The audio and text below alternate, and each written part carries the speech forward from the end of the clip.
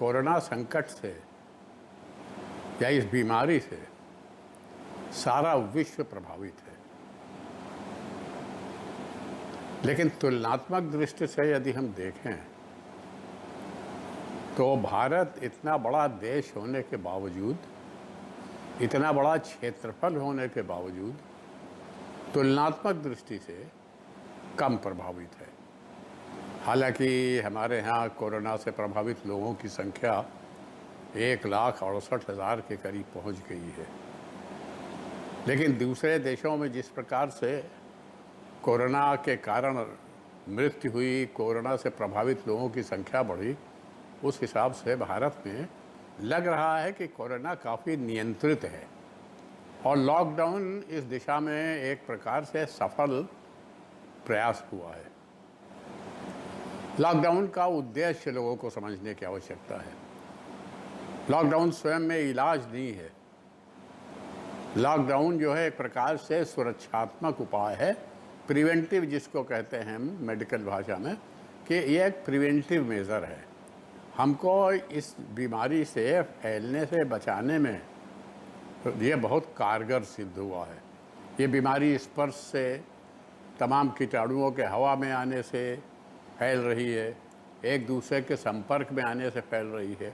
तो लॉकडाउन का एक सबसे प्रमुख उद्देश्य यही रहा है कि हम किस प्रकार से इस बीमारी को फैलने से रोकें, और इसीलिए मास्क का प्रयोग, इसीलिए सोशल डिस्टेंसिंग यानी सामाजिक दूरी हम बनाए रहें, इसीलिए भीड़ भाड़ इकट्ठा न हो, इस पर प्रतिबंध लगाए गए।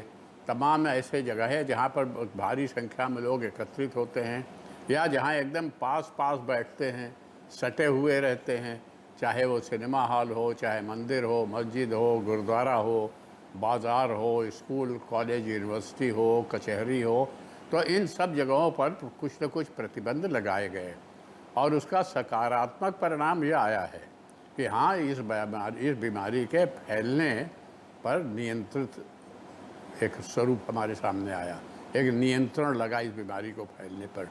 तो इस प्रकार से ये जो प्रिवेंटिव स्वरूप है लॉकडाउन का, ये देखने की आवश्यकता है। चौथा चरण कल समाप्त हो रहा है, 5वें चरण की बात कहीं कहीं हो रही है, लेकिन इन सब का लाभ अगर हम देखें तो प्रतिबंध की तुलना में लाभ बहुत अधिक हुआ है।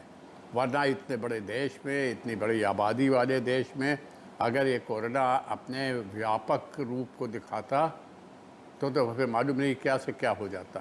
आज सब लोग इस बात पर सहमत हैं कि लॉकडाउन के दौरान जो हमारे कदम उठाए गए, सुरक्षात्मक कदम उठाए गए, उनका फ़ायदा हुआ है।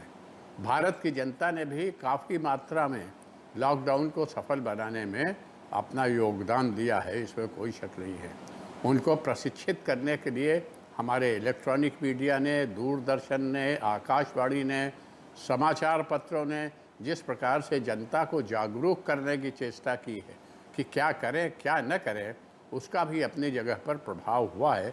आज देश की जनता बहुत ही एक प्रकार से जागरूक हो गई है इस बीमारी के प्रति। ये बात ज़रूर है कि कहीं से कुछ लोग हमारे श्रमिक भाई आए हैं, पलायन हुए हैं, लेकिन एकाएक उन्होंने वहाँ से अपने स्थान से छोड़ करके अपने मूल स्थान पर जाने का निर्णय किया, तो इसके कारण ज़रा कठिनाई हुई, इसमें कोई शक नहीं हुई, कष्ट भी उठाया। लेकिन सरकार ने अपनी ओर से यथासंभव जितनी सहायता कर सकते थे उतनी सहायता किया। मुफ्त अनाज वितरण, समाज सेवी संस्थाओं ने भोजन की व्यवस्था की, सरकार ने धन की व्यवस्था की, और उनको पुनर्स्थापित करने के लिए जो प्रयास किए जा रहे हैं, तो इतने बड़े देश के अंदर ये प्रयास जो करना, ये आसान बात नहीं है, ये छोटा काम नहीं है। लेकिन सरकार बहुत ही अच्छी नीयत से इस काम में भी लगी हुई है और हम सबको उम्मीद है कि ये सरकार और जनता इस बीमारी को समाप्त करने में सफल होगी। मैं देश की जनता से एक बात विशेष रूप से कहना चाहता हूँ। देश के कुछ भाग से जो श्रमिक और मजदूर आए हैं, अपने अपने गांव में आए हैं, वहाँ हमें ज़्यादा सतर्कता की आवश्यकता है। न केवल बीमारी को रोकने और उसे नियंत्रित करने में, बल्कि सामाजिक सौहार्द बनाए रखने में, घर और परिवार में झगड़े न हों, इस दृष्टि से भी सावधान रहने की आवश्यकता है और एक सौहार्द का, भाईचारे का वातावरण बनाना चाहिए, ताकि आपस में झगड़ा न हो, घर परिवार में शांति बनी रहे, सब लोग एक दूसरे के साथ सहयोग करें। जहाँ तक आर्थिक दृष्टि है, तो आर्थिक दृष्टि से भी अभी हमें थोड़ा सा अपने को सुधरने में समय लगेगा, लेकिन उस सुधार के लिए भी जनता के सहयोग की आवश्यकता है। हम प्रयास करें कि छोटे और मध्यम दर्जे के जो उद्योग हैं उनको पुनर्जीवित करने में जितना अपना योगदान हो सकता है उस योगदान को दें।